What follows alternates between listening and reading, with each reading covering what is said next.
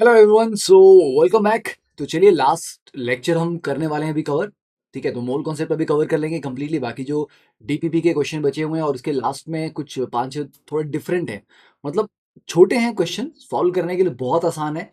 But आपको thought process को with in 30-35 second में कैसे कंप्लीट करना है, वहां पर थोड़ा मजा आएगा। क्योंकि अब लेंथी क्वेश्चन का जमाना अब बचा नहीं है। ठीक है, इंटेलिजेंस इसमें है कि क्वेश्चन लेंथी होगा पर उसका जो आंसर है, सॉल्यूशन, वो बहुत छोटा होगा। आई थिंक एक या दो स्टेप में पूरा क्वेश्चन सॉल्व हो जाएगा। तो that is where the fun is. ठीक है, चलिए तो कंटिन्यू करते हैं। तो लास्ट क्लास में हम इस क्वेश्चन को सॉल्व करने वाले थे, मतलब आई थिंक नेक्स्ट स्टार्ट करने वाले थे। देखिए, 5 gram of acetic acid is dissolve in 1 litre of ethanol. 5 gram 1 litre में है, तो 5/60 number of mole in 1 litre, molarity आ गई। Suppose there is no reaction between them. If the density of ethanol is 0.789 gram per ml, then the molality of resulting solution. तो हमें निकालनी molality. तो देखिए डायरेक्टली मोलैलिटी क्या होती है मेरे पास, number of mole of solute. तो वो मैं डायरेक्टली 5/60 निकाल सकता हूँ, क्योंकि एसिटिक एसिड का मोलर मास होता है 60। नाउ डेंसिटी मेरे को दे रखी है ना। तो मेरे पास 5 ग्राम एसिटिक एसिड है प्लस 1 लीटर इथेनॉल है। अब यार मेरे को सिर्फ सॉल्वेंट का वेट चाहिए, है ना। और डेंसिटी ऑफ इथेनॉल दिया गया है। तो डेंसिटी मास अपॉन वॉल्यूम लगाएंगे हम यहाँ पर डेफिनेटली। तो 1 लीटर मेरे पास इथेनॉल है, ठीक है। बस तो मास में कन्वर्ट कर लो, राइट। डेंसिटी टू वॉल्यूम, तो आपका आ जाएगा 0.789 इंटू 1000। बस हो गया, सॉल्व हो गया, दैट्स इट। इतना ही करना था। ठीक है, number of mole of solute आके ये आगे, और divide by weight of solvent in kilogram. अब इसको एक बार यार कैलकुलेट करके देख ही लेते हैं। ठीक है, लगे हाथ साथ के साथ। तो आई ऑल्सो, क्योंकि मैंने आपको बताया कि मैं पहले से कैलकुलेट करके नहीं रखता इसको। तो let's say this is 0.0833 divide by 789। अच्छा, वो तो ग्राम में आएगा ना।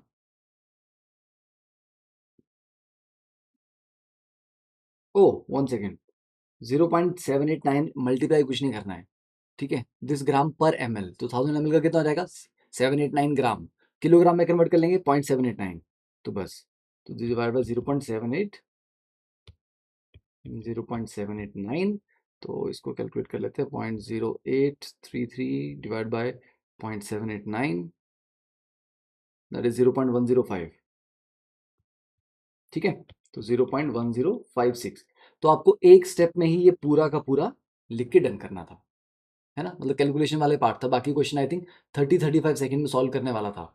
हाँ, अब आप इसको अप्रोक्सीमेट कैसे करते हैं, 0.789 को तुम डायरेक्टली 0.79 ले लो या 0.8 ले लो, बिकॉज जो ऑप्शंस हैं वो बहुत क्लोज नहीं हैं। तो अगर मैं इसको 5/60 को 0.08, है ना, अगर मैं इसको 0.08 डिवाइड बाय 0.8 कर लेता हूँ, तो 0.10 तो आ जाएगा मेरे पास। तो 0.10 यहाँ पर भी नहीं है, यहाँ पर भी नहीं है, यहाँ पर भी नहीं है। ठीक है, तो अप्रोक्सीमेशन तो आप आराम से कर सकते हैं इसमें। चलिए नेक्स्ट क्वेश्चन देखते हैं। How many grams of KCl must be added to 75 gram of water to produce a solution with molality of 2.25। देखिए, अब एक तरीका तो है, आपको मोलैलिटी डायरेक्टली दी हुई है, कितनी निकालनी है। तो या तो आप फॉर्मूला लगा लीजिए कि molality 2.25 is equal two moles of solute, that is how many grams. तो KCl के ग्राम अननोन है, एक्स ले लेते हैं, डिवाइड बाय KCl का भैया मोलर मास कितना हो जाएगा, 39 प्लस 35.5, 74.5 आ जाएगा ही, 74.5। ये आगे mole of KCl divide by 75 gram of water.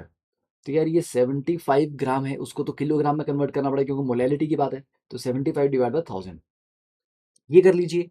या दूसरा तरीका आपके पास ये है, आप ये बोलो कि यार मोलैलिटी का मतलब क्या होता है, 2.25 मोलैलिटी का मतलब क्या होता है, उसका मतलब है 2.25 मोल प्रेजेंट इन 1000 ग्राम वाटर। ठीक है, तो 1000 ग्राम वाटर में इतना है, 75 ग्राम वाटर में कितना होना चाहिए। चलो एक इसको उल्टा करके करते हैं, लेट्स रिवर्स दिस। तो 1000 ग्राम वाटर में आपको KCl कितना चाहिए होता है, 2.25 मोल है, इसको मोलर मास से मल्टीप्लाई कर लो, तो इतना KCl आपको चाहिए होता है। ठीक है, तो बेटा 75 ग्राम वाटर को कितना चाहिए होगा, 2.25 इंटू 74.5 डिवाइड बाय 1000 इंटू 75, तो घुमा फिरा की बात वही आई। तो आप डायरेक्टली फॉर्मूला अप्लाई कर लें तब भी चलेगा, अगर आप थोड़ा सा यूनिटरी मेथड से सॉल्व कर ले तब भी बात वही है। ठीक है, तो इट्स अप टू यू, आप इसको कैसे विजुअलाइज करते हैं, कॉन्सेप्ट के थ्रू डायरेक्टली यूनिटरी से करना है या आपको फॉर्मूला अप्लाई करके करना है। ओके, तो दोनों केसेस में आंसर सेम आएगा। इसको कैलकुलेट करके इसको भी देख लेते हैं एक बार। तो let's just calculate is 2.25 74.5 multiply by 75 divide by 12.57। Done.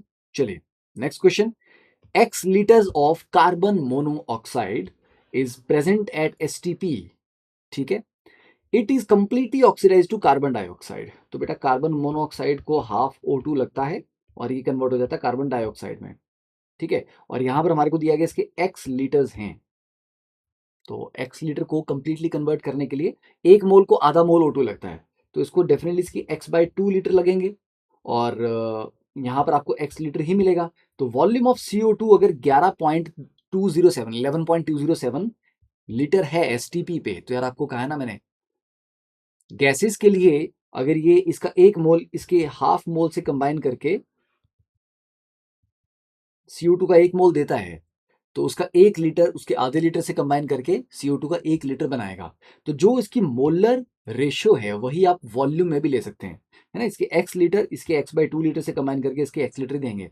तो अगर यहाँ पर CO2 जो बन रहा है वो 11.207 था, तो मतलब CO भी आपका 11.207 था। तो इसमें तो चेक करने की जरूरत भी नहीं है, कॉमन सेंस, मतलब डायरेक्टली आई थिंक 20-25 सेकंड में क्वेश्चन सॉल्व हो गया, मतलब provided I don't have to explain to you, सिर्फ सॉल्व ही करना है। In acidic medium dichromate ion oxidizes ferric ion to ferric, ferrous to ferric. Okay, ये भी हमने पढ़ा हुआ है ना, Fe2 पॉजिटिव को, ये जो आपका Cr2O7 नेगेटिव है, ये एसिडिक मीडियम में Fe3 पॉजिटिव में कन्वर्ट करता है। यार आपको पता है एसिडिक मीडियम में क्या होता है, जो आपका Cr2O7 नेगेटिव है इट कन्वर्ट्स टू क्रोमियम+3, और 2 क्रोमियम लेफ्ट में 2 क्रोमियम राइट में, तो यहाँ पर आपका एन फैक्टर कितना आ जाएगा, एसिडिक मीडियम में डाइक्रोमेट का एन फैक्टर 6 आता है, करा हुआ हमने इक्विवेलेंट वाले पार्ट में। तो अगर उसका मोलर मास 294 है तो उसका इक्विवेलेंट वेट कितना आ जाएगा, तो सीधी सी बात है इक्विवेलेंट वेट आ जाएगा आपका molar weight divide by N factor that is 6। तो 294 divide by 6 that comes out to be yes 49। ठीक है, सिंपल है, ये भी सिंपल था, इसमें तो कुछ करना नहीं था, चेक करने की जरूरत भी नहीं है। नेक्स्ट क्वेश्चन, अगर 10 ग्राम ऑफ कैल्शियम कार्बोनेट, देखो जैसे कोई डेटा आता है ना आपके दिमाग में एकदम से आ जाना चाहिए, 10 ग्राम मतलब 0.1 मोल, क्योंकि कैल्शियम कार्बोनेट का मोलर मास होता है 100, तो 10 ग्राम का मतलब होता है 0.1 mole is completely decompose to x and calcium oxide, तो एक्स वो उसमें कार्बन डाइऑक्साइड, ऑब्वियस सी बात है। तो calcium carbonate gives you calcium oxide plus carbon dioxide, तो इसका अगर 0.1 मोल है, स्टार्टिंग में 0 0 थे, ये 0 हो जाएगा तो ये 0.1 बनेगा और ये भी 0.1 बनेगा, तो 0.1 मोल कार्बन डाइऑक्साइड आपको मिली है, उसको x यहां पर कहा गया है। When this x is passed into aqueous solution containing 1 mole of sodium carbonate. अब देखिए बेटा, जब CO2 plus H2O plus Na2CO3 ये होता है तभी जाके बाइकार्बोनेट बनते हैं, है ना? तब जाके बनता है 2 मोल ऑफ NaHCO3। तो इसका मतलब हुआ घुमा फिरा के कि CO2 के आपके पास कितने मोल है, 0.1, तो उसको 0.1 मोल H2O का चाहिए होगा और 0.1 मोल ही Na2CO3 का भी चाहिए होगा, पर आपने Na2CO3 थोड़ा ज्यादा लिया हुआ है, ज्यादा लिया तो मैं क्या करूं, एक्सेस में है ना वो, मुझे तो 0.1 ही चाहिए था, क्योंकि उसके बाद तो मेरा CO2 खत्म हो जाएगा, राइट। तो एक मोल अगर सोडियम कार्बोनेट का लिया भी है तो मुझे उसमें से सिर्फ 0.1 मोल की जरूरत है, और CO2 का एक मोल सोडियम बाइकार्बोनेट के 2 मोल देता है, तो इसके 0.1 मोल यहां पर कितना जनरेट करेंगे, 0.2 मोल, सीधी सी बात है। तो number of mole of sodium bicarbonate formed is 0.2। ये भी डायरेक्टली आपका सॉल्व होगा, इसमें भी कुछ चेक करने की जरूरत नहीं है, क्योंकि कैलकुलेशन वॉल्व नहीं है। नेक्स्ट देखिए, a purified pepsin was subjected to amino acid analysis. Wow, that sounds very hardcore analysis, right? मतलब क्या बात है, अमीनो एसिड एनालिसिस। अब तुम बोलोगे सर वो क्या होता है, हमें मतलब नहीं है, जब भी क्वेश्चन पढ़ो फालतू की कहानी पे ध्यान नहीं देना है. This is not relevant for our calculation. The amino acid present in the smallest amount was lysine. Okay, ये लाइसिन है, ये अमीनो एसिड था उसमें. जो आप पेप्सिन को एनालाइज कर रहे थे, पेप्सिन के अंदर जो सबसे कम मात्रा में पाया जाने वाला अमीनो एसिड था वो लाइसिन था. उसका मॉलिक्यूलर फॉर्मूला ये है. And the amount of lysine was found to be 0.431 gram per 100 gram of protein. 0.431 gram lysine 100 gram protein के अंदर मिला. तो ये पूछ रहा है कि भाई साहब प्रोटीन का मोलर मास क्या होगा, मिनिमम कितना होना चाहिए. अब यार आप ऐसे सोचो, मोलर मास की बात हो रही है ना. ठीक है, तो मतलब एक मोल प्रोटीन में लाइसिन कितना भी कम होगा, कितना भी कम होगा. ठीक है, ये ऐसा सोच लो, ऐसा सोचो, आ, एक मॉलिक्यूल जो प्रोटीन का है, ठीक है, विल कंटेन, उसमें लाइसिन का एटलीस्ट एक मॉलिक्यूल तो होगा. 1C6H14N2O2 होगा कि नहीं होगा. खुद थोड़ा सा दिमाग लगा के बताओ.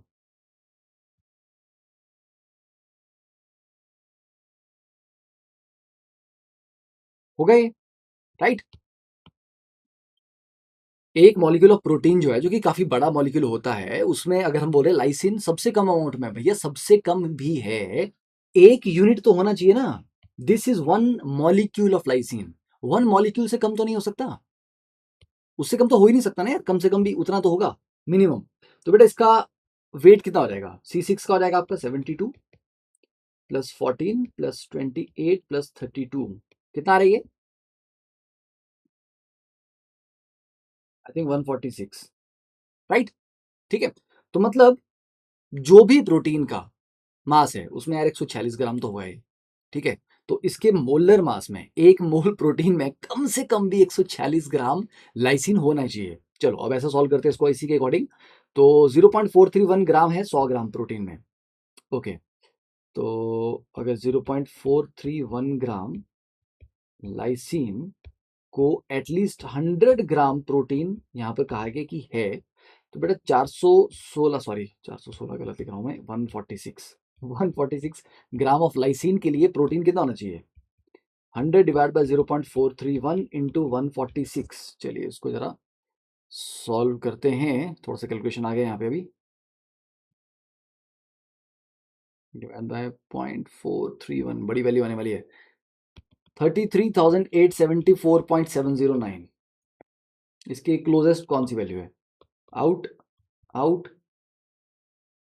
माइंड, दिस इज रफली 34,000. तो क्योंकि मॉलिक्यूलर मास पूछा है, तो ग्राम में लिखते अगर हम वैसे लेते पूरे एक मोल का, बट एक मॉलिक्यूल का है ना, एटॉमिक मास यूनिट टाइप में यूनिफाइड मास में लेना है, तो 34,000 यू. तो सिंपल था, सिंपल यूनिटी मेथड से सॉल्व हो गया, बड़े आराम से सॉल्व हो गया ये. प्यारा क्वेश्चन था. ठीक है, चलो इसी बात पर थोड़ा सा प्रोटीन खा लो. देखिए next question, quantity of 10 gram of hydrocarbon. देखिए ये आपकी डीपीपी के ऊपर क्वेश्चन हो गए. अब ये जो क्वेश्चन है ये देखने में थोड़े लंबे लगेंगे, सॉल्व करने बहुत ही मजेदार, बहुत छोटे से हैं. ठीक है, बहुत मजा आएगा. देखो, तो ये सरप्राइज है. A quantity of 10 gram of a hydrocarbon exactly requires 40 gram oxygen for complete combustion. You can pause the video for 30 seconds. वैसे आई थिंक आपके पास ये क्वेश्चन ऑलरेडी है ही है. ठीक है, तो 10 ग्राम हाइड्रोकार्बन, 40 ग्राम ऑक्सीजन. ठीक है, ओप्स, 40 ग्राम ऑक्सीजन है, 10 ग्राम हाइड्रोकार्बन है. यस, तो ये मिलके हो गया 50 ग्राम भैया. ठीक है, फॉर कंप्लीट कंबशन. ठीक है, the products obtained are CO2 and water. तो जो भी CO2 प्लस वाटर मिलेगा वो 50 ग्राम ही बनेंगे, क्योंकि मास कंजर्वेशन होता है. तो 50 ग्राम जो है वो आपका CO2 प्लस वाटर है. इसमें से जो CO2 बनी है that is completely absorbed in lime water. तो लाइम वाटर सॉल्यूशन में सारा सारा CO2 एब्जॉर्ब हो गया, और उस सॉल्यूशन का मास 27.5 ग्राम से बढ़ गया. तो ऑब्वियसली बात है, जितनी कार्बन डाइऑक्साइड एब्जॉर्ब हुई उसी वजह से मास बढ़ा, राइट. तो इस 50 ग्राम में से 27.5 ग्राम तो कार्बन डाइऑक्साइड है. ठीक है, तो ऑब्वियसली बात है बेटा, 22.5 ग्राम जो बाकी बचा वो पानी होगा. सिंपल मास कंजर्वेशन का क्वेश्चन था ये, सिंपल मास कंजर्वेशन। ठीक है, अब लेंथी था, जो कहानी पूरी सुनानी थी, बट ये आई थिंक 9th का बच्चा भी इसको आराम से कर लेगा। Law of multiple proportion is not applicable for the oxides of. I'm giving you 30 seconds to think about this question, and in the meantime, I'll just get some water. Okay.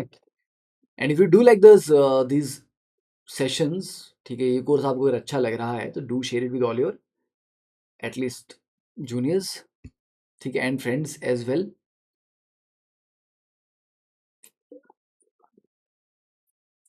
Because you guys are my brand ambassadors of Canvas classes. तो आप लोग ही, आप लोगों को अच्छा लगेगा तो आप प्रमोट करोगे, बताओगे सबको, नहीं अच्छा लगेगा तो नहीं करोगे। ठीक है, तो the only way canvas classes will survive is by quality, that's it. ठीक है, ये पागलों की तरह जो लोग बड़ी बड़ी कंपनीज मार्केटिंग करती हैं, नहीं, तो हम सर्वाइव करेंगे सिर्फ और सिर्फ क्वालिटी के दम पे, कि आपको अगर अच्छा लगेगा, आपके नंबर अच्छे आएंगे, आपके फंडे सही होंगे, आपका कॉन्फिडेंस और इंटरेस्ट बढ़ेगा सब्जेक्ट में, तो आप डेफिनेटली आगे शेयर करेंगे to support my like efforts. ठीक है, and to support Canvas classes. चलिए, देखिए, मल्टीपल प्रोपोर्शन तब लगता है बेटा जब दो एलिमेंट मिलके एक से ज्यादा कंपाउंड बनाते हैं। कार्बन के एक से ज्यादा कंपाउंड बन जाते हैं ऑक्साइड में, हाँ बनते हैं ना, CO और CO2 बनते हैं दो, तो मल्टीपल प्रोपोर्शन अप्लाई कर सकते हैं। आयरन के बनते हैं, हाँ, FeO, Fe2O3, Fe3O4 like that. चलो Fe3O4 तो मिक्स ऑक्साइड आ गया, बट यस, आयरन के भी एक से ज्यादा ऑक्साइड बनते हैं। नाइट्रोजन के तो बड़े ज्यादा बनते हैं, NO, N2O, NO2, N2O4, N2O3, N2O5 and all. Aluminium का सिर्फ इकलौता बनता है Al2O3, दैट्स इट। जब एक से ज्यादा ऑक्साइड ही नहीं बनते तो तुम लॉ ऑफ मल्टीपल प्रोपोर्शन को अप्लाई किस पे करोगे? हवा में। ठीक है, तो ये बड़ा लॉजिकल सा क्वेश्चन था, बेसिक सा। नेक्स्ट क्वेश्चन, 30 सेकंड के लिए आप इसको भी ट्राई कर सकते हो। ठीक है, mass of carbon dioxide that must be mixed with 20 gram of oxygen such that 27 ml of a sample of resulting mixture would contain equal number of molecules of each gas.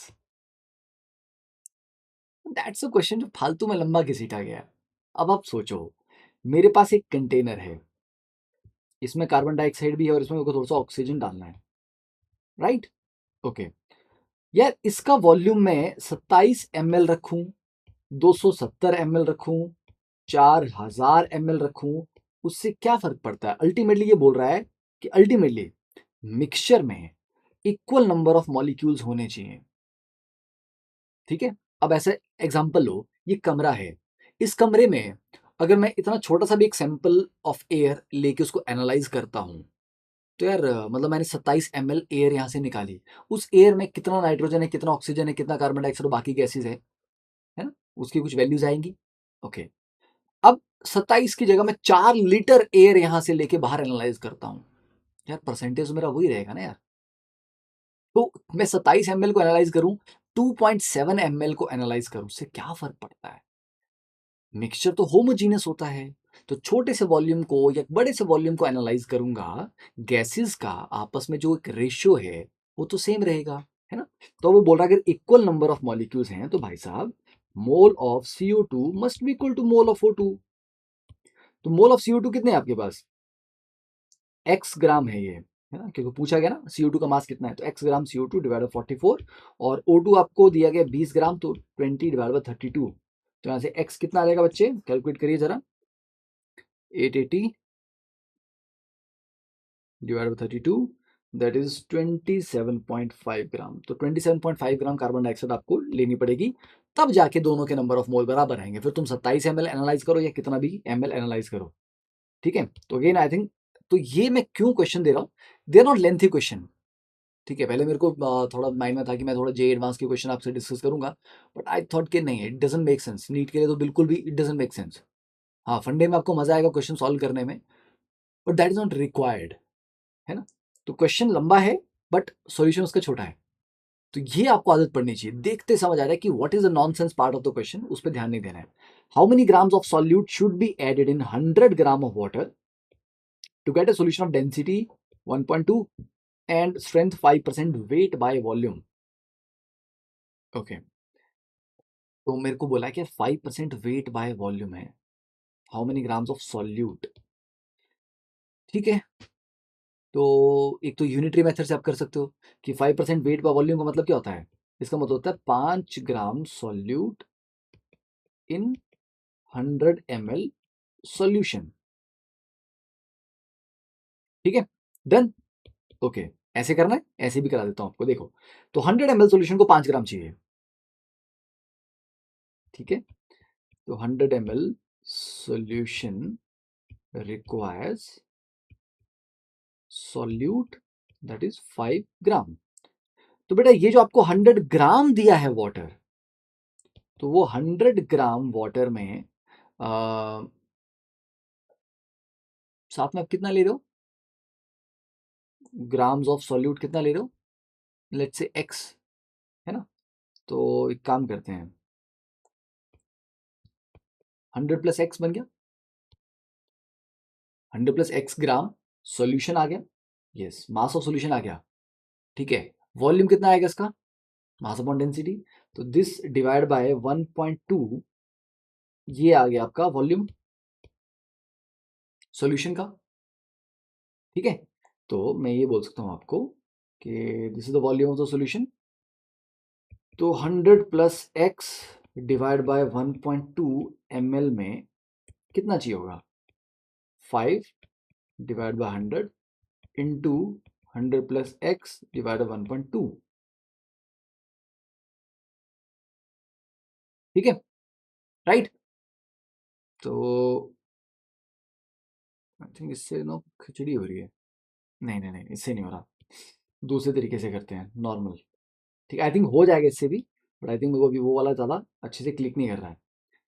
तो percentage by weight कैसे बताया था आपको,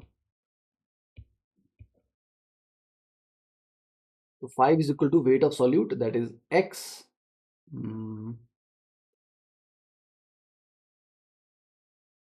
yes, x divide by volume of solution. तो अगर मैं 100 ग्राम लेता हूँ वाटर, और इसमें x ग्राम मेरे पास सॉल्यूट के भी हैं, यस, ठीक है, तो ये आ गया वेट डिवाइड बाय डेंसिटी, तो डिवाइड बाय 1.2, 1.2 ऊपर चला जाएगा, और परसेंटेज के लिए इंटू 100 करेंगे। ठीक है, हाँ, इसको सॉल्व करना पड़ेगा अब। चलिए, तो 5 into 100 plus x is equal to, I think ये ठीक रहेगा ना, तो 120x। चलिए, तो 500 plus 5x is equal to 120x, तो यहाँ से 115x। ठीक है, तो x आ गया 500 अपॉन 150, 115, 4.347, 4.3478, तो 4.35, यस। ठीक है, हो गया आराम से, तो ये समझ आया ना। तो परसेंटेज वेट बाय वॉल्यूम कैसे निकालते हैं, वेट ऑफ सॉल्यूट, पीछे फॉर्मूला पढ़ा था हमने थ्योरी में, divide by volume of solution into 100। तो वॉल्यूम ऑफ सॉल्यूशन निकालने के लिए मैंने क्या किया, density is equal to mass upon volume, तो वॉल्यूम कितना रहेगा, मास अपॉन डेंसिटी। तो मास ऑफ सॉल्यूशन, जिसमें 100 ग्राम तो सिर्फ सॉल्वेंट है, x ग्राम सॉल्यूट भी तो डालोगे ना, तो 100 प्लस x जरूर करना है। कई बार बच्चे यहाँ पर गलती कर जाते हैं, 100 प्लस x नहीं करते, सिर्फ 100 ही ले लेते हैं, वो अकेला सॉल्वेंट हुआ, सॉल्यूशन नहीं हुआ। तो ये mass divide by density, density ऊपर चली गई, इनटू 100 कर दिया परसेंटेज के लिए। ओके, चलिए next one, upon heating a litre of semi molar, semi molar का मतलब 0.5 molar HCl solution, 2.675 gram of hydrogen chloride is lost and the volume of solution shrinks to 750। तो शुरुआत में आपको दिया गया 1 लीटर, तो आपका जो डेटा है आपके पास है 0.5 मोलर HCl। ठीक है, इसका मतलब कितना हुआ, और है भी उसका 1 लीटर, तो बेटा 1 लीटर ऑफ 0.5 मोलर का मतलब क्या हुआ, 0.5 मोल।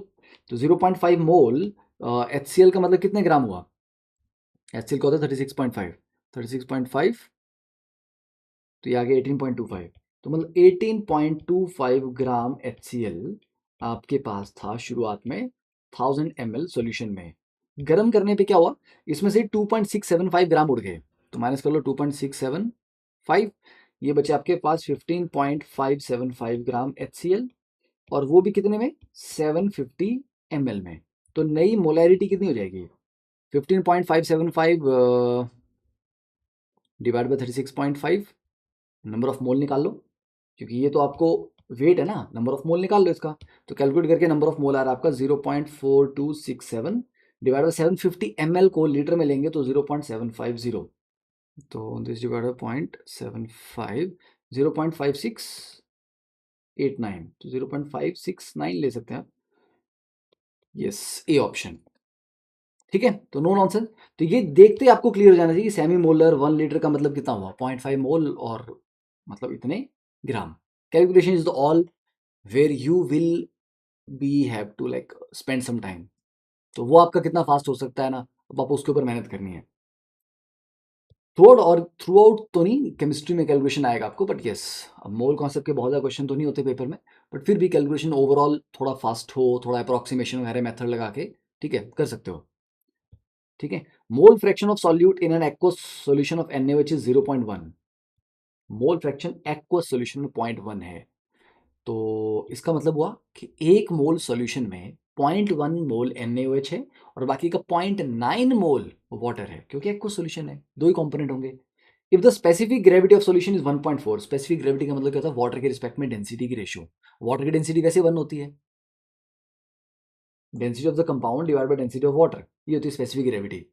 तो डेंसिटी ऑफ वाटर तो वैसे 1 है, तो जो स्पेसिफिक ग्रेविटी है वो तुम्हारी डेंसिटी ही है, नथिंग एल्स। तो डेंसिटी इज 1.4।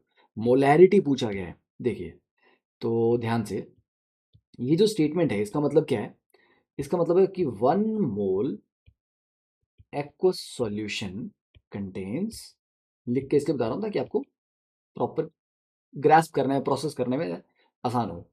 इसमें 0.1 मोल NaOH है प्लस 0.9 मोल वाटर है। ठीक है, डेंसिटी हमारे को दी हुई है, तो मेरे को मोलैरिटी निकालनी है। तो बेटा मोलैरिटी क्या होता है, number of mole of solute, that is directly 0.1 divide by volume of solution. Okay, अब देखिए वॉल्यूम ऑफ सॉल्यूशन के लिए क्या होता है, वॉल्यूम आ जाएगा आपका मास अपॉन डेंसिटी, तो मेरे को मास ऑफ सॉल्यूशन चाहिए। NaOH के 0.1 मोल हैं, तो NaOH का मोलर मास कितना होता है 40, तो 0.1 मोल का मतलब वो 4 ग्राम, और 0.9 मोल कितना हो गया बाल को ये एग्जैक्टली 16.2। हाँ, तो 0.9 मोल ऑफ वाटर का मतलब हो गया 16.2। ठीक है, तो 20.2 ग्राम ये मिला के 20.2 ग्राम सॉल्यूशन है, मास मिल गया मेरे को यहाँ पे। अब मेरे को डिवाइड बाय डेंसिटी करना है, तो 20.2 डिवाइड बाय 1.4, 1.4 ऊपर गया। अब ये आ गया था मेरे पास ml में। अब मेरे को लीटर में कन्वर्ट करने के लिए क्या करना पड़ेगा, 1000 से डिवाइड करना पड़ना था नीचे उसको, 1000 ऊपर आ जाएगा आपका, राइट। चलिए इसको कैलकुलेट करके देखते हैं। तो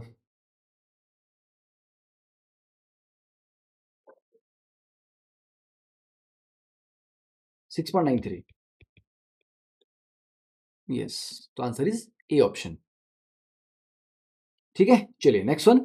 A volume of 10 ml of chlorine gas combines with 25 ml of oxygen gas. Okay, 10 ml combined with 25 ml to form 10 ml of a gaseous compound.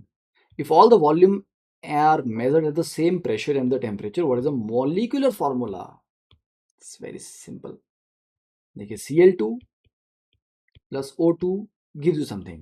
बेटा अगर इसका 10 ml इसके 25 ml से कंबाइन कर रहा है, तो मतलब आप ये बोल सकते हैं ना, इसका एक वॉल्यूम इसके 2.5 वॉल्यूम से कंबाइन कर रहा है।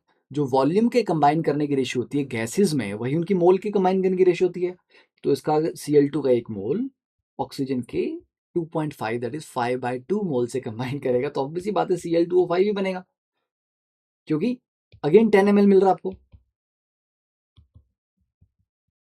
है ना।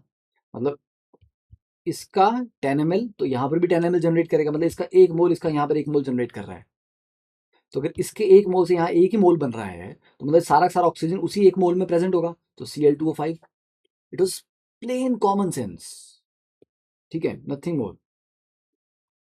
तो आंसर इज डी। डन। चलिए नेक्स्ट देखते हैं।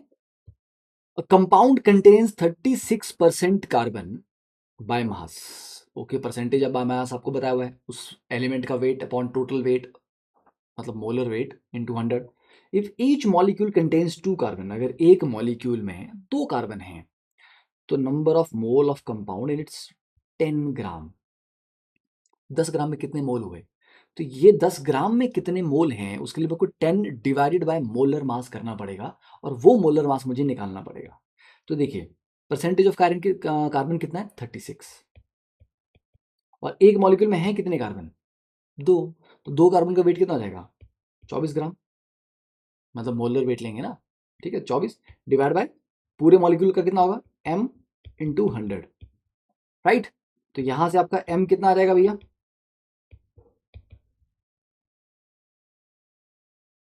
200 डिवाइड बाय 3, ठीक है, ये आपका मोलर मास आ गया। अब नंबर ऑफ मोल इन 10 ग्राम, तो moles in 10 gram of the compound, ये कैसे निकालेंगे? 10 divide by molar mass, 3 divide by 20 कितना आ रहा है? ठीक है, दिस इज